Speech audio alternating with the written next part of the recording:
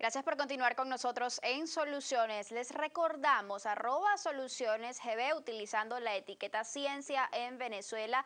Es la vía a través de la cual ustedes pueden comunicarse de inmediato con todas sus inquietudes con respecto a este tema. Estamos hablando sobre la situación general de la investigación científica en nuestro país y nos acompaña en esta oportunidad el doctor Claudio Bifano, presidente de la Academia de Ciencias Físicas, Matemáticas Naturales de Venezuela. Sí. Dejamos una interrogante en el aire a propósito de lo que ya usted venía mencionando y tiene que ver con la evolución de la investigación científica en nuestro país y la producción científica. ¿Qué nos puede decir al respecto? Mire, por viejo, le puedo decir que quizás podríamos poner 1950 como el año en que se institucionalizó la actividad científica en Venezuela. Es decir, que ya la ciencia comenzó a ser considerada una profesión. Ok. ¿Ok? De ahí en adelante, a través de actividades y de las universidades fundamentalmente y del IBIC, se fue conformando una comunidad científica. Una comunidad científica que alcanzó un respeto bastante importante, tanto a nivel regional como a nivel, digamos, mundial. Okay. Se produjeron muchas cosas, se produjeron muchos adelantos científicos que fueron reconocidos. Y efectivamente desde entonces comenzó un incremento de la visibilidad de la comunidad científica a nivel nacional e internacional. ¿Cómo se ve ese incremento de la visibilidad? Bueno, a través de las publicaciones básicamente y de las patentes.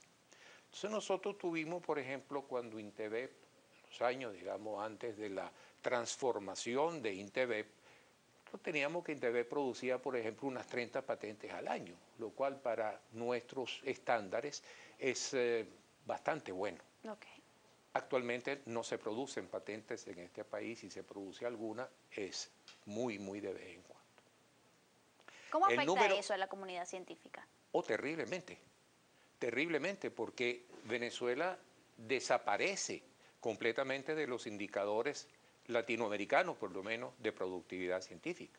Es decir, ya nosotros estamos muy por debajo de otros países que en otros momentos pues, nos veían a nosotros como un punto de referencia de la ciencia latinoamericana. Se habla, por ejemplo, de países como Colombia, como Cuba, absolutamente, que ahora están por encima de Venezuela en el ranking latinoamericano. Sí, ciertamente.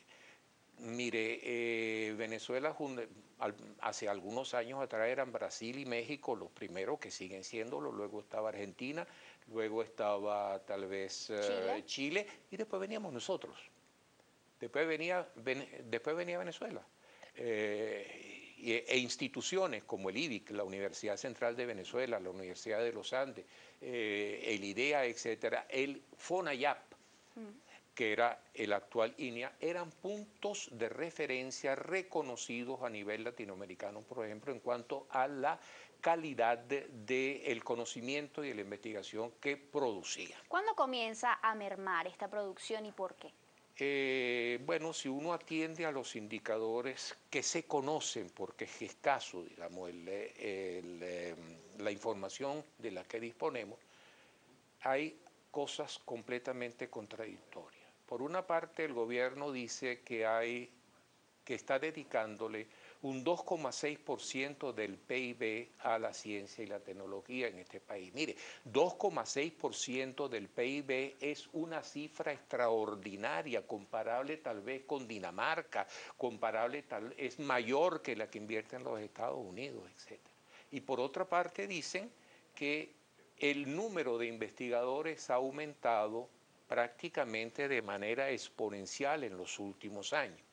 Está diciendo que existen algo así como 16.000 investigadores en este país o 18.000 investigadores en este país. Sin embargo, cuando uno va y busca cuál es la productividad de esta comunidad y de esta inversión que el gobierno dice que se está produciendo, ve que desde el 2007, 2008 ha bajado enormemente, y cuando digo enormemente me estoy refiriendo a un 30%, lo cual es muy importante. 30% es un número importante dado el tamaño de nuestra comunidad científica. Ha bajado en un 30% la productividad de trabajo de investigación aceptados y publicados en revistas internacionales y nacionales indexadas. ¿Por qué? ¿Tiene que ver el presupuesto en esto? No. ¿Son razones presupuestarias? ¿Son de repente lo que usted mencionaba de las patentes? ¿Qué ha hecho? ¿En qué hemos fallado? Quizás? Al revés de lo que uno podría pensar. En el caso de ciencia, yo no le atribuyo a la falta de recursos la decadencia o la disminución de nuestra productividad científica. Si efectivamente el Estado está invirtiendo o está dedicándole un 2,6% del PIB a la ciencia y a la tecnología, y efectivamente eso es posible, puesto que el FONACYT maneja todos los fondos del OCTI, y eso es una cantidad enorme de dinero, por lo tanto el problema no debería ser económico. Ahora, estamos hablando del Instituto Venezolano de Investigaciones Científicas, entre otras instituciones, como el caso de las universidades, las principales universidades que se encargan de entonces generar este producto científico a ser publicado.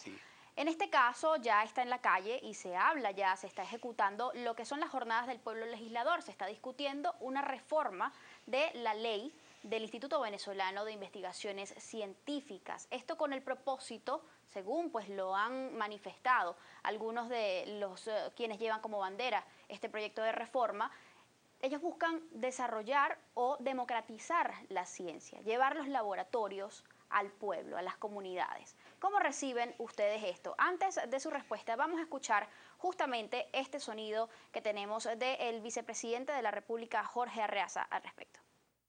Nosotros no vamos a eliminar el INC. Nosotros lo que vamos a eliminar es la ciencia elitesca, la ciencia para el capitalismo, la ciencia que no es útil para el pueblo. Se habla de que no se va a eliminar el IBIC, según lo decía el vicepresidente. Sin embargo, en esta reforma de ley está planteado incluso el cambio de nombre. Ahora se llamaría Instituto Venezolano de la Ciencia, Tecnología e Innovación. Se habla también de eliminar la ciencia elitesca. ¿Cómo reciben ustedes esto? Mire, ciencia es ciencia y hay dos cosas, ciencia buena y ciencia mala. ¿Ok? Ciencia mala es la que hacen las personas que no tienen la capacidad para hacerla. Ciencia buena es la que es reconocida a nivel nacional e internacional y produce resultados que son aplicables. Eso de ciencia elitesca es absolutamente, es un fuera de lugar. Porque mire, si yo quiero ser violinista, yo tengo que saber tocar violín. Porque si no, en una orquesta yo desentono. O sea, no es que yo quiera tocar violín, es que yo sepa tocar violín.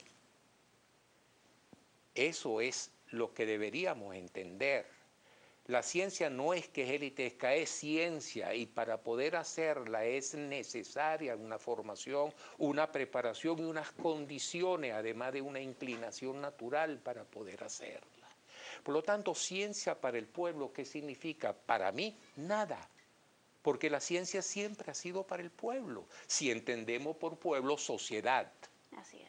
¿Ok? Entonces, llevar la ciencia a la calle, ¿qué quiere decir? Para mí, nada.